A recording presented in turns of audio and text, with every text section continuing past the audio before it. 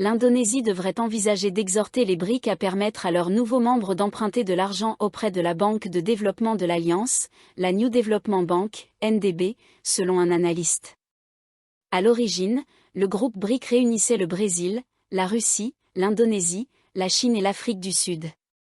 L'année dernière, le bloc s'est élargi avec l'entrée de l'Égypte, de l'Éthiopie, de l'Iran et des Émirats arabes unis, L'Indonésie a été accueillie comme son 10e membre. L'Alliance, qui s'est constituée pour contrebalancer l'influence occidentale, dispose de sa propre banque multilatérale de développement, la NDB. Cet organisme financier a approuvé un financement total de 32,8 milliards de dollars, mais ces fonds ont été alloués exclusivement aux 5 membres fondateurs du BRIC.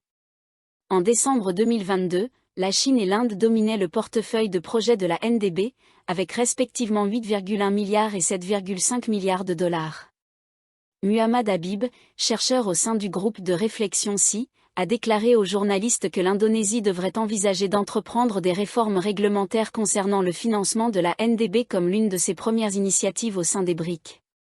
En rendant ces financements plus inclusifs pour les nouveaux membres du groupe, l'Indonésie pourrait démontrer que sa présence au sein des BRIC a un impact sur l'architecture économique mondiale. À ce jour, la NDB n'a procédé à aucune modification de ses dispositifs et réglementations de financement.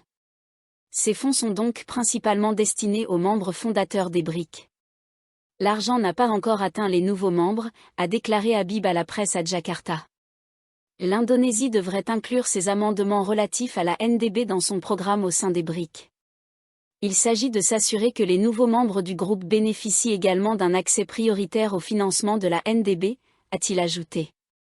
Jusqu'à présent, l'Égypte est le seul membre non fondateur à avoir tenté de solliciter des fonds auprès de la NDB. Toutefois, la banque n'a encore approuvé aucune des demandes soumises par l'Égypte. L'entreprise égyptienne Suez Wind Energy SAE a demandé à la NDB de financer à hauteur de 100 millions de dollars son parc éolien de 1,1 gigawatt dans la région de Suez. La Banque africaine d'import-export, basée au Caire, a également sollicité un prêt de 200 millions de dollars auprès de la NDB pour des projets d'infrastructure et de développement durable en Égypte. Les Émirats arabes unis ont intégré la NDB en 2021, soit quelques années avant d'obtenir officiellement un siège au sein des BRIC. Cependant, ils n'ont soumis aucune demande de financement. Bien qu'il ne soit pas membre des BRIC, le Bangladesh fait déjà partie de la NDB. Il a déposé plusieurs demandes de financement, mais celles-ci sont toujours en attente d'approbation par la banque. Parmi les projets déjà approuvés par la NDB figure un prêt de 490 millions de dollars accordé à l'Inde pour l'expansion du réseau routier de l'État du Madhya Pradesh. En août dernier, la NDB a également accepté de prêter jusqu'à 150 millions de dollars à la Bank of Communication Financial Leasing en Chine pour l'acquisition d'au moins 3 transporteurs de gaz naturel liquéfié, GNL, de grande envergure. Ce financement vise à renforcer la capacité de transport du GNL importé en Chine.